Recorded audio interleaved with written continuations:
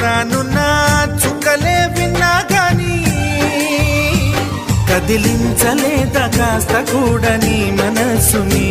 పరదాలు దాటి ఒక్కసారి పలకరించవేమి అందరినీ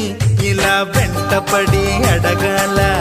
సరదాగా నువ్వే ఎదురైతే సరిపోదా నిద్రపోతున్న రాత్రి నడిగా